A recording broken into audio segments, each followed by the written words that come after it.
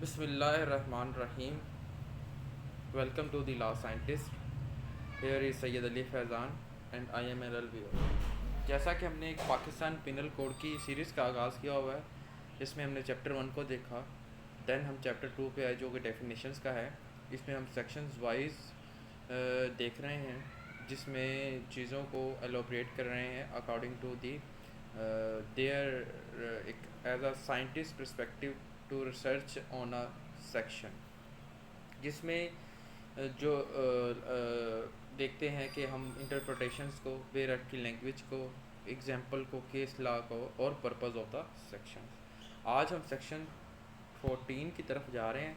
13 जो कि रिपेल हो चुका है, पाकिस्तान पीनल कोड बुक में रिपेल है। रिपेल मीन ये ख़त्म हो चुका है, इसकी ज़रूरत नहीं रही अब पाकिस्तान सोसाइटी में।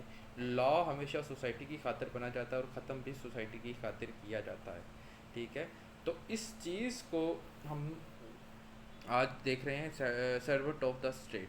अब सर्वेंट ऑफ द स्टेट क्या है?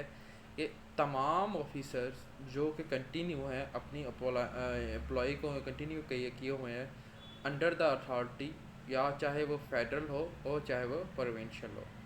ये थी बेर एक्ट की लैंग्वेज, ठीक है जी। यानी कि वो बता रहा है कि सर्वेंट ऑफ स्टेट वो है जो ऑफिसर्स या सर्वेंट जो है अपनी मुलाजमत को जारी रखे हुए हैं under the authority central government, यानी कि फेडरल गवर्नमेंट और provincial government. Then has interpretation.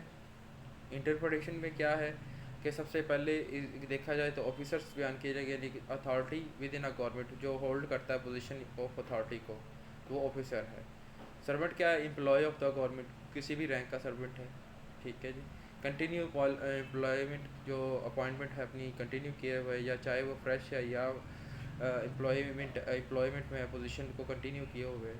Scope of authority, हर वो इंडिविजुअल जो वर्किंग कर रहा है under the authority of federal government या प्रोविंशियल गवर्नमेंट, ठीक है। इंटरप्रिटेशन में ये 4 से 5 पॉइंट हैं किस पे जो डिस्कस किए गए हैं इस सेक्शन में। देन इंग्रेडिएंट्स हैं जी, इंक्लूजन। अब इंग्रेडिएंट्स क्या हैं? Inclusion officer and servant. अब जो भी रिकगनाइज है, चाहे वो हाई रैंकिंग ऑफिसर है या रेगुलर एम्प्लॉय है, वो सारे के तमाम मुलाजिम सर्वेंट ऑफ द स्टेट हैं, rank regardless of rank. Then authority employment. अब अथॉरिटी एम्प्लॉयमेंट क्या है कि एक स्पेसिफिक जो इंडिविजुअल एम्प्लॉय है वो अथॉरिटी फेडरल में रखता हो या बाय प्रोविंशियल रखता हो। Broad employment status. अब जो लोग अपने रोल को कंटिन्यू किए हुए हैं, चाहे वो न्यूली एम्प्लॉयड हैं या जनरली एम्प्लॉयड हैं बाय द गवर्नमेंट। अब ब्रॉड मीन तमाम लोग, चाहे वो न्यूली, फ्रेश, रेगुलर, जो कोई भी है, तो उसमें वो लाई करेगा, इंक्लूड होगा। एग्जांपल से आपको क्लियर होगा मज़ीद।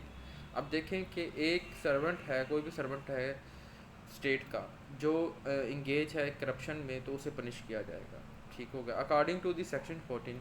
अब क्या है कि इंक्लूड है एक वाइड रेंज गवर्नमेंट की, ministers officer, clerk, government officer of any kind of employ, ठीक है, वेदर वर्किंग फेडरल और प्रोविंशियल, ठीक है जी। अब तमाम वही बात पिछली वाली है कि तमाम वही बात जो मुलाजिम जो इस under the government, provincial government या फेडरल गवर्नमेंट काम कर रहे हैं, वो चाहे रिगार्डलेस ऑफ रैंक वो इसी में शामिल होंगे। जो करप्शन करेगा, चाहे वो दर्जा चारम का या 17 ग्रेड का ऑफिसर है, वो सेम डील किया जाएगा। अब क्या है कि Mohammad Yasin versus the state 2012, PLD 2012, supreme court 132। इसमें इफेक्ट क्या था कि जो केस इन्वॉल्व था interpretation who qualify the servant of state. अब कौन है जो सर्वेंट ऑफ स्टेट को क्वालिफाई करेगा in the context of corruption charges, ठीक हो गया जी। इसमें है कि सुप्रीम कोर्ट ने हेल्ड किया टर्म सर्वेंट ऑफ स्टेट को कि इसमें तमाम एम्प्लॉय इंक्लूड हैं जो कि under the authority of the government काम कर रहे हैं, ठीक है। उसमें फेडरल और प्रोविंशियल दोनों शामिल हैं। अब समरी देखी जाए तो इसमें कोर्ट ने ये डिसीजन के ने ये एम्फासाइज़ किया कि इसमें employ regardless of their specific role और level of government accountable under the law हैं, ठीक है जी।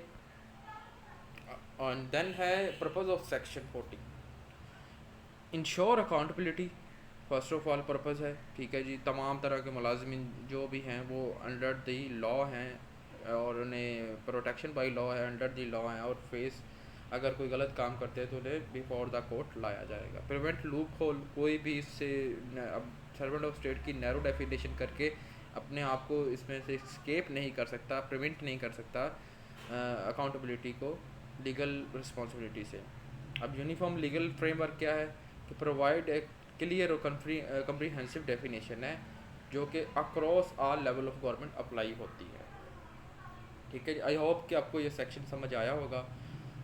इसमें कोई क्वेश्चन हो या एम्बिग्यूटी हो तो आप कमेंट सेक्शन में पूछ सकते हैं। अगर आपको ये स्लाइड्स चाहिए तब भी आप कमेंट सेक्शन में बताइएगा, आपको लिंक प्रोवाइड कर दी जाएगा।